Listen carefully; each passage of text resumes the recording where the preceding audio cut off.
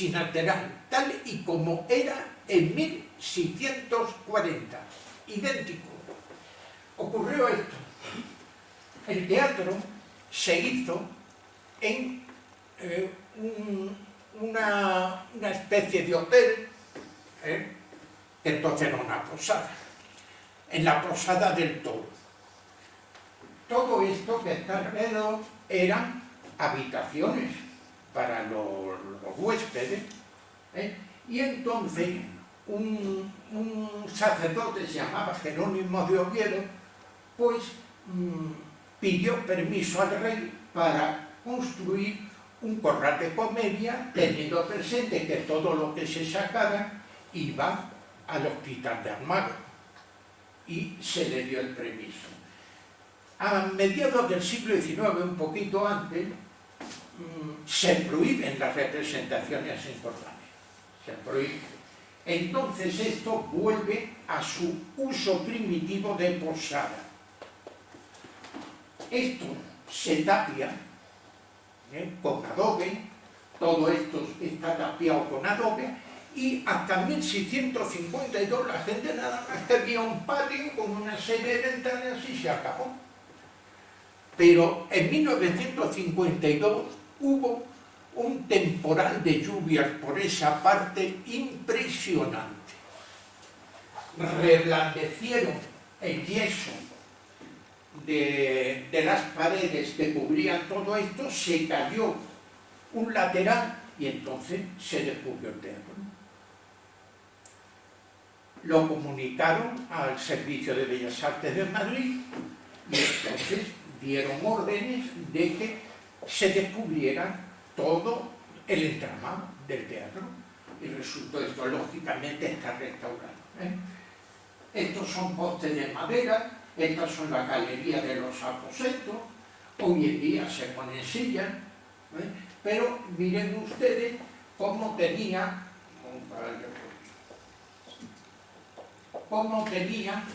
esto está cegado, así estaba antes, todo cegado. Como tenía las tres entradas, pero este no tenía tres galerías, tenía dos. Lógicamente, si la obra de teatro pedía que tuviera una tercera galería, el director de la compañía, el autor, lo que hacía es que todos los actos que iban a celebrarse en la tercera galería lo pasaba a la segunda, y ya había alterado el pensamiento del poeta. Bien, este es el Teatro de Almagro, donde todos los años, en el mes de agosto, se celebra un certamen nacional de obras españolas del siglo de oro. Vamos a ver. Esto es otra vista del Teatro de Almagro.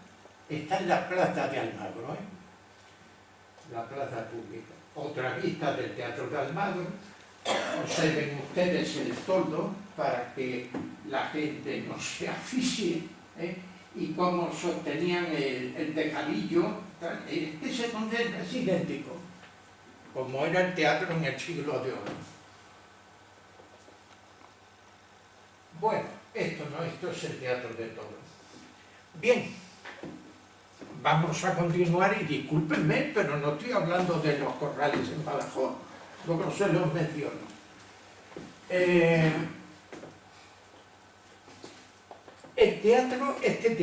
Los teatros normalmente eran cuadrangulares,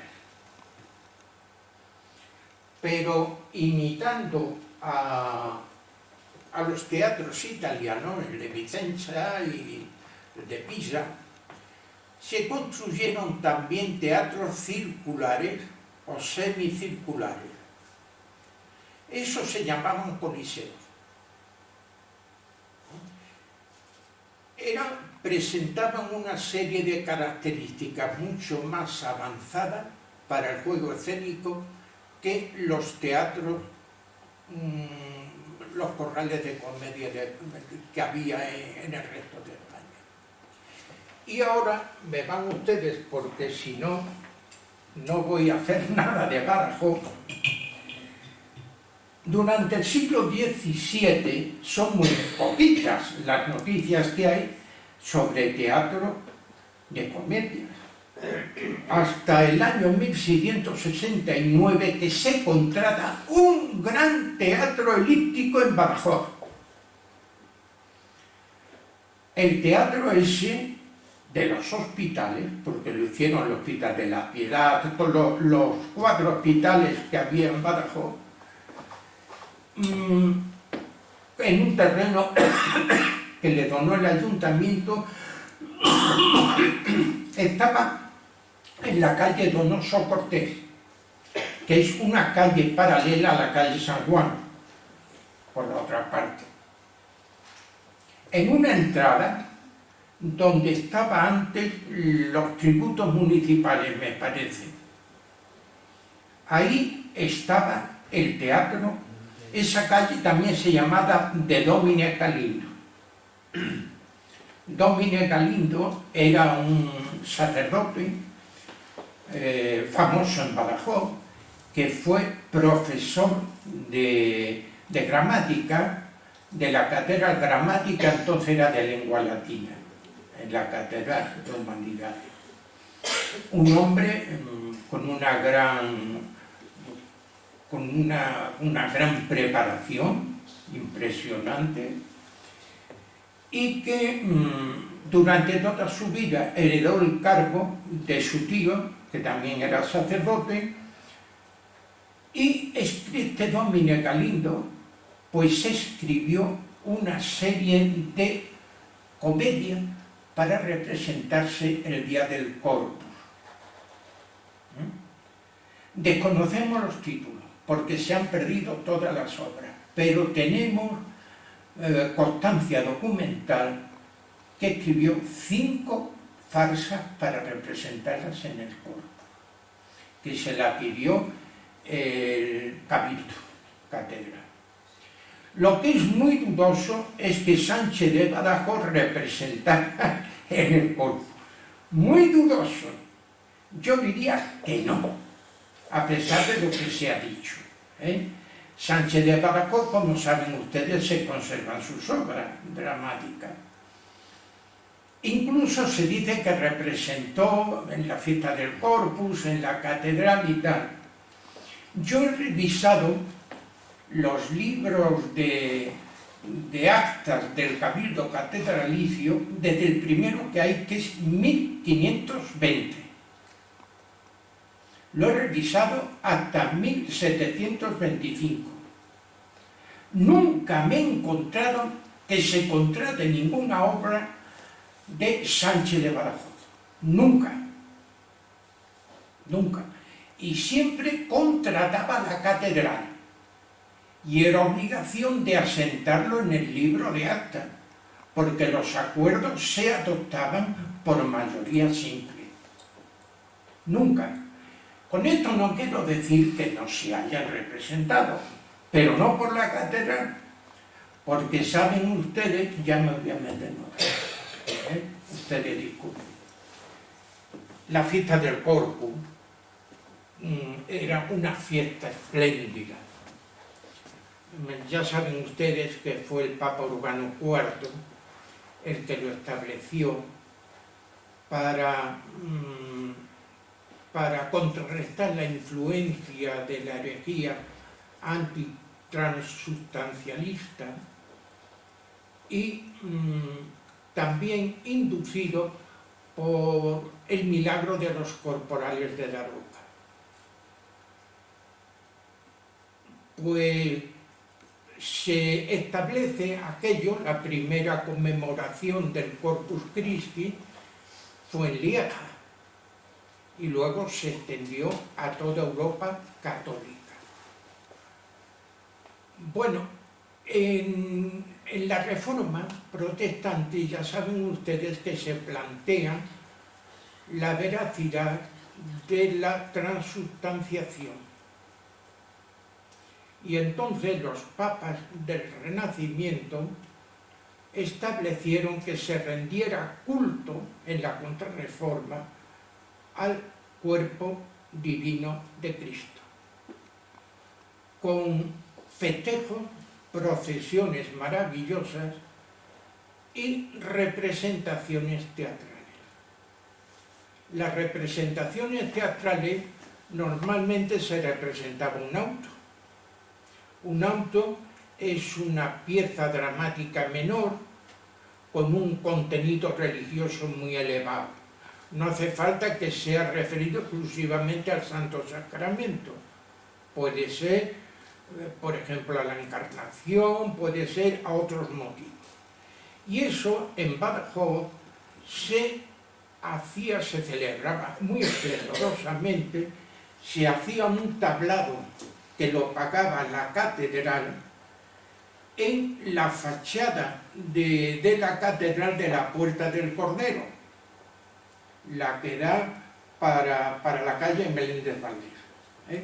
Ahí se hacía un tablado, ese tablado además bastante amplio, tenía detrás una casa larga que era el vestuario y era la fachada de teatro, y alrededor se colocaban las tribunas de la iglesia, del concejo, de los escribanos, de toda la gente que tenía cierta... porque todo el teatro en el siglo de oro, incluido el de la iglesia, estaba muy estratificado. No... Es muy curioso porque estaba muy estratificado, pero del rey al último de sus vasallos le gustaba el mismo tipo de representación. O sea, el rey no se iba a sentar nunca al lado de un ministril, nunca. Pero sin embargo le gustaba lo mismo que el ministril.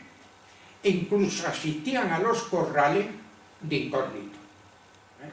Bueno, pues en esa fachada, cerca de la torre de la catedral, se alzaba el tablado. Al lado del tablado se ponía un expositor.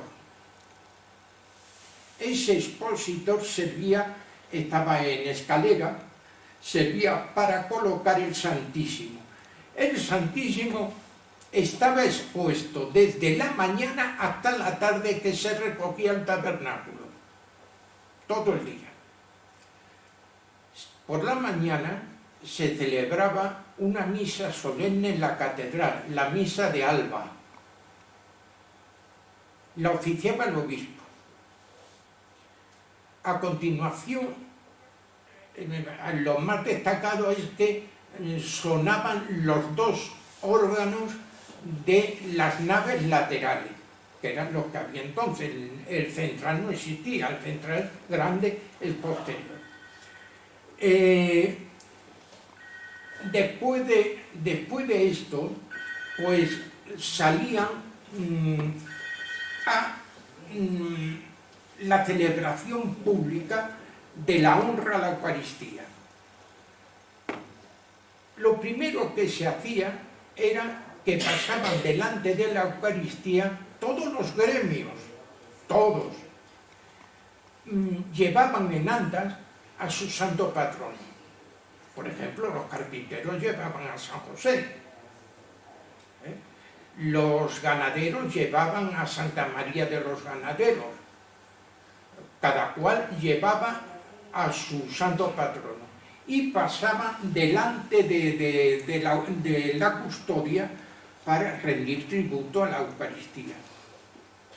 Después de eso comenzaban danzas y se ofertaba los pescadores del Guadiana, ofertaban al Santísimo un pez que, como saben ustedes, en la simbología cristiana representa a Cristo, un pez.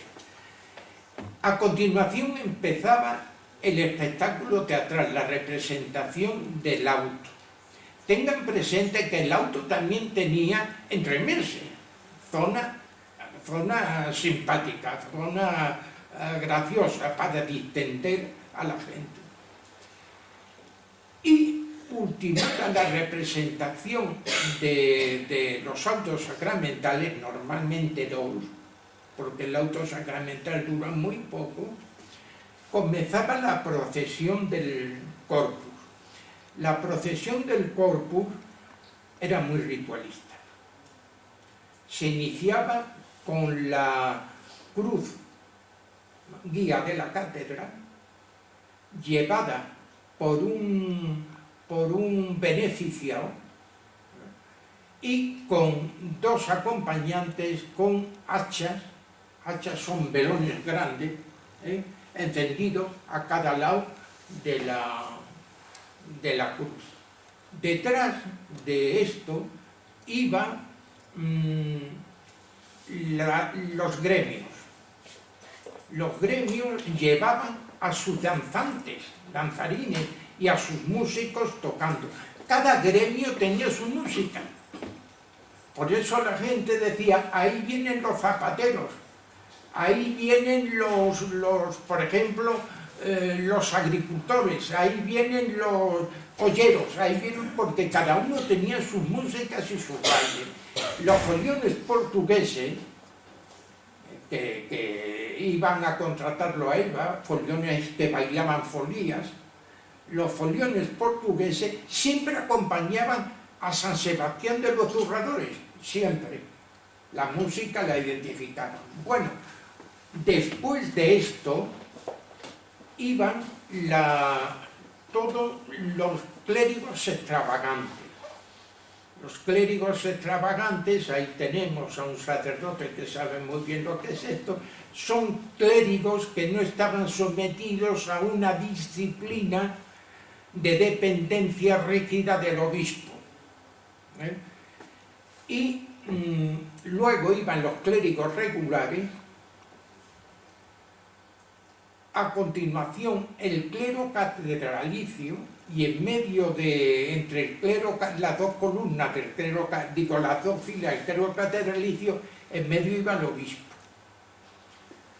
Iba protegido por una sombrilla de raso pajizo, llevaba la capa pluvial y debía pasar un calor impresionante. Y a continuación de ello iba la custodia de Juan de Burgos, que es la que tenemos hoy en día en la catedral, que es una custodia pequeñita pero muy bonita. Esa la llevaban 4 sacerdotes revestidos con casullas. Otros 4 sacerdotes con casullas iban delante para alternarse en el peso de la santa. Luego, detrás y a los lados iban acólitos turiferarios, es decir, que iban sahumando de incienso la custodia. Luego empezaba el cabildo secular, es decir, el ayuntamiento. En medio iba, entre las dos filas, iba el corregidor. Y en las dos filas iban los ediles según el orden de antigüedad. Y terminaban con el órgano portátil de la catedral, que lo llevaban unos mozos de cuerda, revestidos con casullas coloradas. Iban por la calle San Juan, subían hasta la Plaza Alta. En la Plaza Alta hacían parada delante del ayuntamiento, que el ayuntamiento y sala de justicia es lo que han restaurado ahora. Lo que no han restaurado es que a mano izquierda del ayuntamiento existía la capilla de Nuestra Señora de Belén.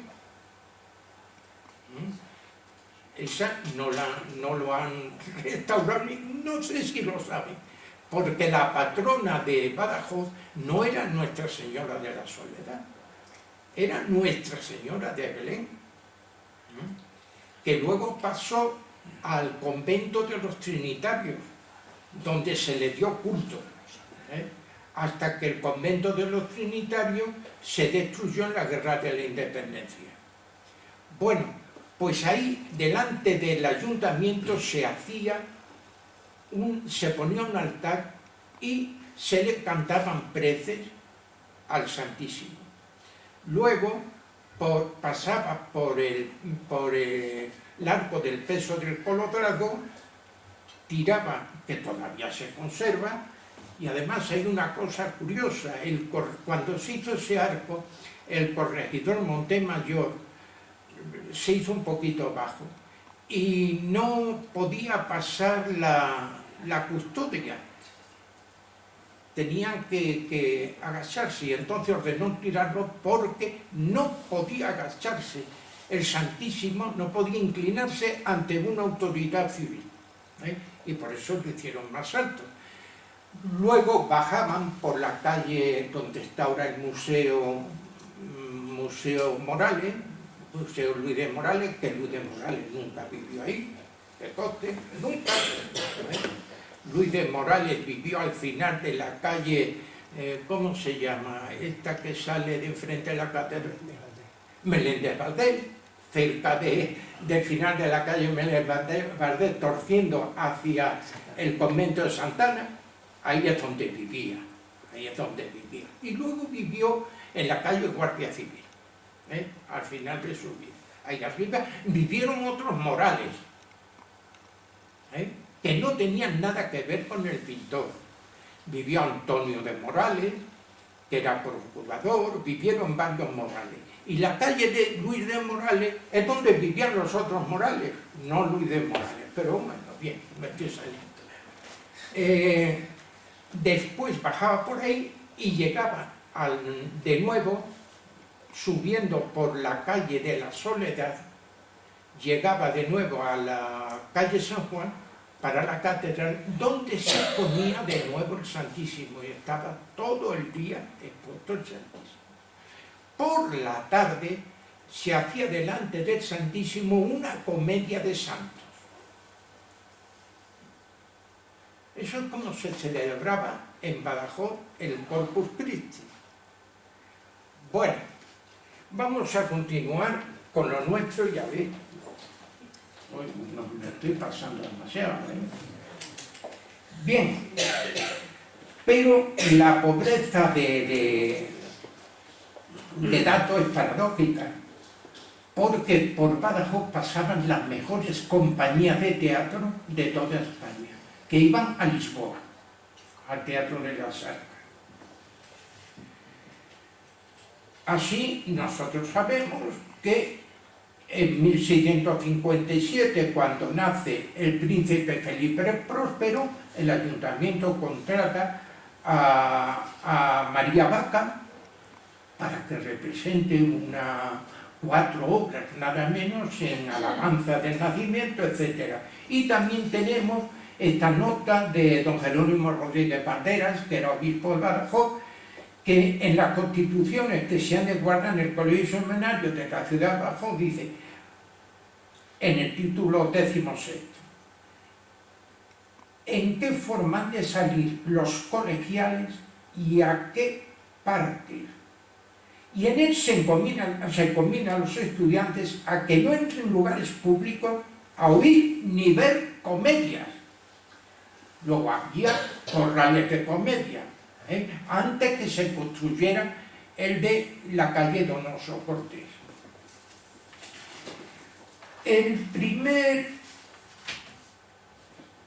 primer corral de comedia que tenemos documentación escrita estaba detrás del actual convento de las Escaldas. Estaba en lo que entonces se llamaba la casa de don Sebastián Montero de Espinosa, porque esa casa era el palacio de don Sebastián Montero de Espinosa, que hay una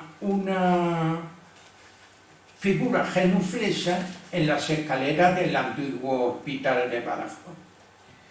Don Sebastián Montero de Espinosa era un pájaro de mucho cuidado, Que sepamos, con su mujer tuvo 4 hijos y con sus amigas 6. Real que veía volando, real que cogía y lo llevaba a su fabriquera. Se hizo de un capital impresionante. Era escribano de sacas, es decir, funcionario de aduanas. Eso sería. Hizo un capital impresionante. Y a Bravo de Jerez, que fue el que construyó esa casa, se la compró. Pues bien, en esa casa tenía detrás lo que hoy son el trozo que llega detrás del convento de las monjas hasta Santo Domingo casi, era el patio de esas casas. Y en el patio de esas casas estaba el primer corral de comedias que se hizo en Badajoz. Se sospecha que hacia 1580. Si tenemos presente que el corral primero que se hace en Madrid, el corral de Valdivieso, es de 1565, muy pronto se hizo ese de Badajoz. Era un corral muy sencillo al parecer, no tan complicado como lo que hemos visto.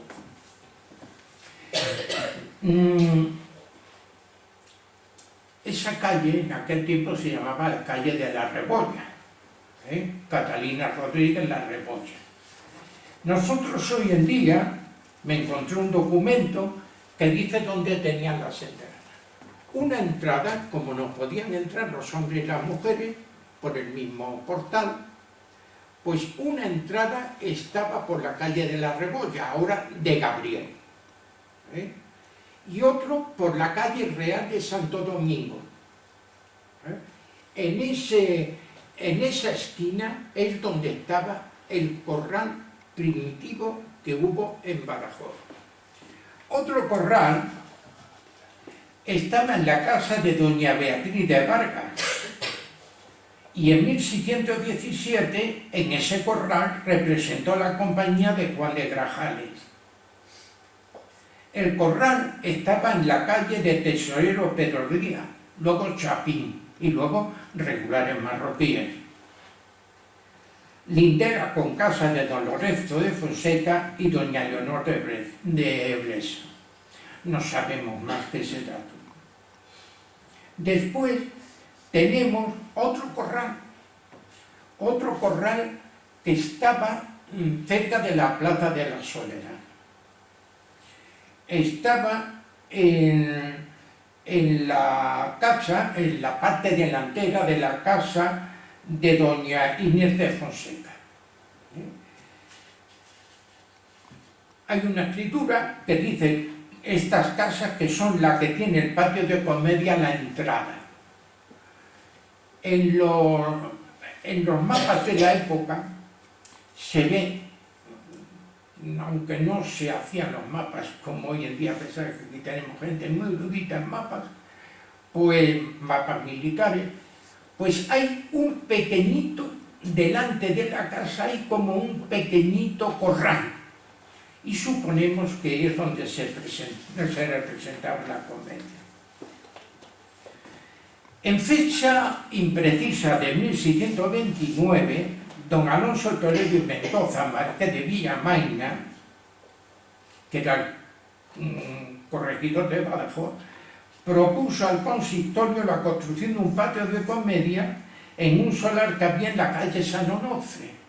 La calle San Onofre es la calle Menacho, también llamada calle del Pozo, porque había un pozo. Lo curioso, les voy a contar a ustedes un detalle. La calle era una calle con mucha actividad, pero en el extremo que da hacia las murallas había una casa de electricidad. Y lo curioso es que la dueña de esa casa era doña Isabel de Solís, la superiora de las monjas del monasterio de San Onofre. Pero el dinero no tiene nada que ver con esa circunstancia. Bien, entonces el marqués de Villamaina dice y aprueba el ayuntamiento que se compren todos los corrales que estaban delante de la casa que luego fue de don Sebastián Montero, es donde está ahora, donde estaba el gobierno militar, se compre y se edifique un teatro. Pero todo iba muy bien, incluso el rey consintió que parte de los tributos de la ciudad se emplearan en eso, pero entonces compra la casa don Sebastián Montero de Penosa y la lía. Él compraba lo que hubiera que comprar, voluntades, de todo, y consigue, con coacciones y dádivas, que determinados regidores, o sea, concejales, le apoyen, y ese corral, que ya estaba casi edificado, no se hizo, se destruyó. La piedra de la cimentación se regaló al convento de monjas jerónimas, que por cierto el convento de monjas jerónimas de San Onofre estaba al lado de lo que luego fue el convento de las Clarisas, de la Descalza de hoy en día. Y el convento de las Jerónimas, la capilla hizo las bóvedas esquifadas, las hizo el mismo portugués que luego hizo el teatro cubierto de Badajoz, que ya hablaremos de él. Voy muy rápido. Si alguno de ustedes quieren copiar esto, se lo dejo a ustedes y que le hacen fotocopia. Desechada la construcción de ese teatro, el ayuntamiento compra por 2.000 ducados, que es una cantidad muy alta, pero muy alta, compra un solar. Ya no era un edificio semiderruido que estaba en la calle del Domine Galinto, en la calle Donoso Cortés, para hacer un nuevo corral. Pero en aquel tiempo empieza la guerra de secesión portuguesa y todo se para. Ya saben ustedes que esa guerra de secesión llega con más o menos virulencia, porque tiene muchos altibajos, pero hasta el año 64. En el año 69, los hospitales le piden al ayuntamiento que les regale el solar que ellos habían comprado para hacer un teatro. El ayuntamiento se lo regala, con una condición: que la fábrica del teatro corriera a cuenta de los hospitales, y los hospitales aceptan.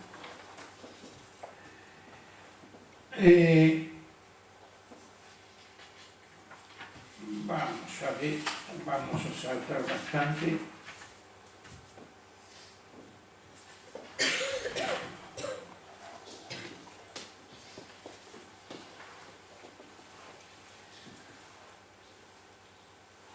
Bien, la edificación se le encarga a un arquitecto que entonces eran alarife. Se llamaban alarife unos, o otros se llamaban maestros de cantería. Eran gente muy preparada, pero muy preparada. En el libro que antes mencionado, Guadalupe, sobre los gremios en Badajoz, anoto las pruebas que se le exigía a un maestro de alarife o un maestro de cantería para ser maestro jefe de obra. Y eran unos conocimientos matemáticos muy altos, pero muy altos. Y se le concedió a Juan Bautista Machado. Juan Bautista Machado era de Elvas. Lo curioso es que Juan Bautista Machado era nieto de Jorge Machado, Y Jorge Machado, un siglo antes casi, había restaurado el dique del embalse de Proserpina. La mejor restauración que se ha hecho y es la que sigue viva. Hoy se le dan toques para que no se hunda aquello. O sea que era una familia de... En el año 1671 está concluido el corral. Y ahora vamos a ver algunas características de este corral, porque conservamos la planta y el alzado de este corral. Lo vimos casi al mismo tiempo, él unos días antes que yo, don Carmelo Solís. Y me dice, he encontrado una cosa, me lo dijo un mes después, digo, ya sé lo que me vas a decir, que has visto el plano y el alzado del corral de comedia. Dice, sí. Digo, bueno, públicalo tú. Y él hizo una separata, que la publicó la Real Academia Española de la Lengua. Está bien hecha. Bueno, esto es el corral de toro, que como ven ustedes, cuadrado. Este es la escena, el tablado, estos son los aposentos, aquí estaba ahí estaba ¿cómo se llama?, la cazuela, y estaba el palco del concejo. Aquí tienen ustedes el Teatro de Badajoz. Ese es. Firma con Bautista Machado. Este es una maravilla. Es una maravilla. Es un teatro cubierto. Teatro cubierto sabía muy poco. Teatros cubiertos estaban el Teatro de las Arcas de Lisboa, estaba el Teatro de la Oliveria de Valencia, el Teatro Coliseo de Sevilla, que estaba en la calle Sierpes, el Teatro de Zamora, pero no había muchos, no había muchos. Esto es indiscutiblemente de influencia italiana, eso es clarísimo. Observen ustedes, tiene tres entradas. Una entrada, esta entrada pues posiblemente para hombres y esta para mujeres. En este lado, aquí iba el tablado. Aquí iba el tablado. En este lado iba la cazuela e iba el palco del concejo, del ayuntamiento. Miren ustedes la crujía tan amplia que tenía en la entrada. Normalmente aquí se ponía un cobrador y aquí se ponía otro. Eran los cobradores. Uno el cobrador de la compañía y otro el cobrador de los hospitales. Y por aquí suponemos que entraban la gente de categoría. Bueno, el edificio ocupa una superficie se puede reconstruir perfectamente, si lo quiere hacer el ayuntamiento y gastarse el dinero, pero perfectamente. El edificio de puesto sobre una superficie de 652 metros cuadrados consta de un espacio anterior rectangular con 26 metros de fachada a la calle y otro posterior en medianería con el primero, que era donde estaba el patio. Esta área, destinada a las representaciones, abandona en su diseño el trazado rectilíneo del típico corral castellano y sigue el porte ovalado del teatro renacentista de Vicenza y Ferrara. Indiscutiblemente una opción más acertada porque tenía mejores condiciones acústicas. Eso es indiscutible. Sin embargo, a pesar de la influencia, no puede considerarse un calco fiel, porque en los teatros italianos, igual que la Sarca o la Olivera, o el Coliseo de Sevilla, solamente eran la mitad, como hoy son los teatros. Y este doble. Más bien parece un patio renacentista. Más bien parece. Bueno.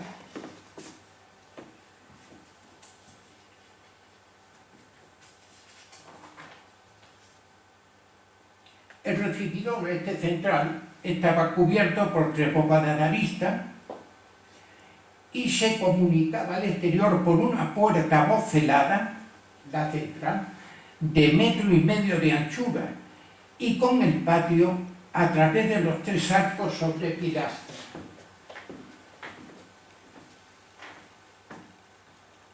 Por aquí.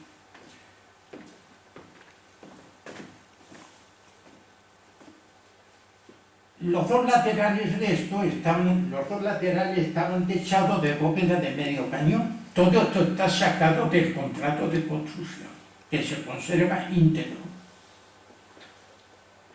Y 2 puertas laterales, tenía esta de medio cañón, tenía 2 puertas laterales, 2 portillos pequeños que daban a la calle. En el piso superior, que tenemos alzado, ahí tenemos el alzado, el piso superior es de una belleza impresionante.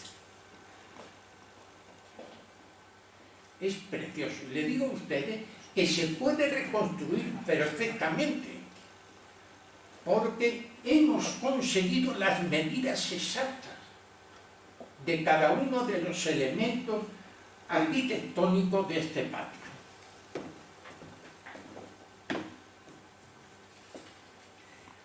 La estructura la formaban pilastras toscanas, observen ustedes, pilastras toscanas superpuestas y de proporciones muy ajustadas.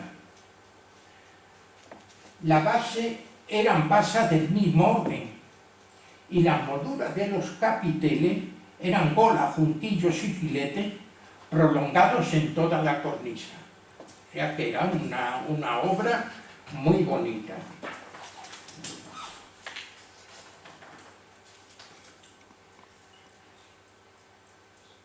Bien, en el pórtico bajo,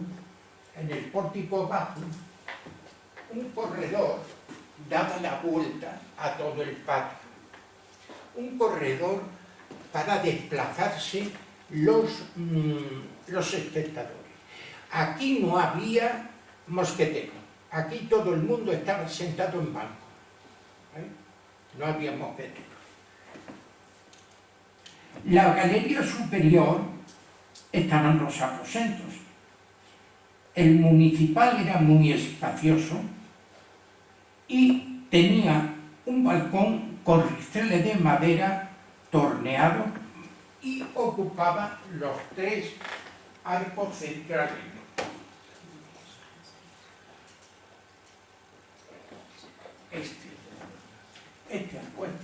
Este arco eran del ayuntamiento. Era muy espacioso. Hay una diferencia, que en este teatro la cazuela no está debajo del palco del ayuntamiento, sino sobre el palco del ayuntamiento. Era natural que ocurriera así, porque la parte, si lo hubieran construido, la cimbra de estos arcos hubieran obstaculizado la visión del señor alcalde y los concejales. Y entonces en esta parte, porque aquí hicieron un entablamento de ladrillo, en esta parte hicieron la cazuela de las mujeres.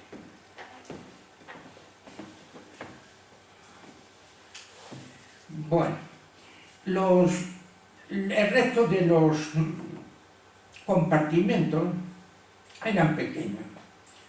Medían unos 75 metros de fondo y de 2,50 a 2,75 metros de frente.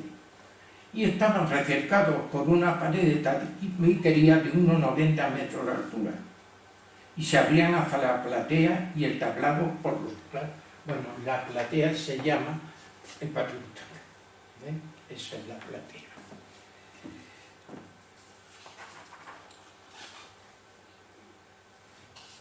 Vamos a ver.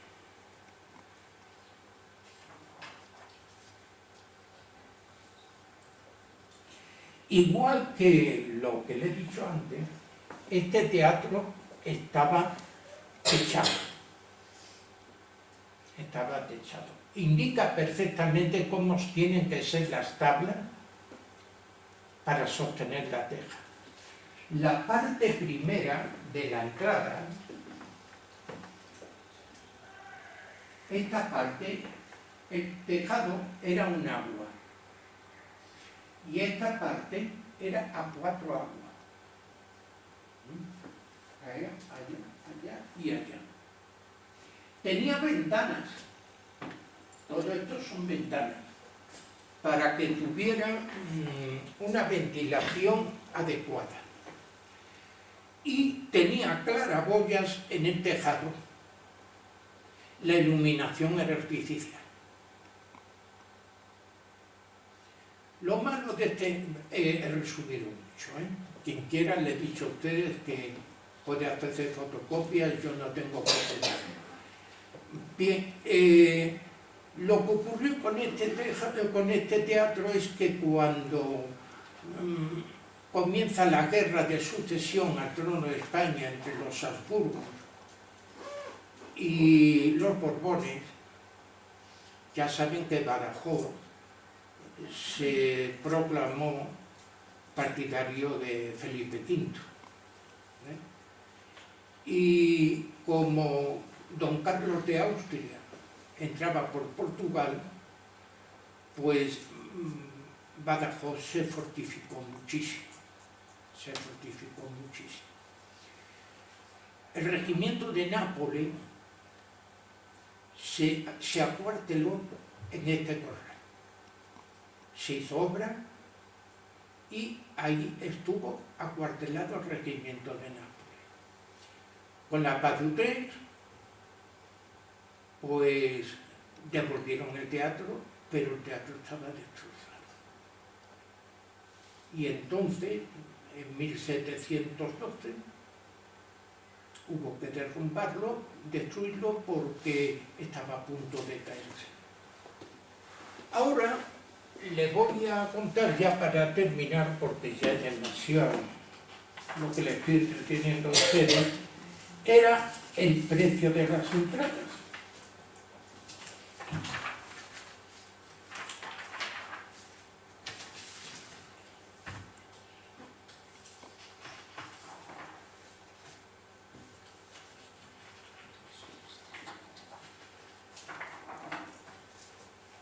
Vamos a ver, porque lo he puesto por aquí, pero ahora no lo encuentro.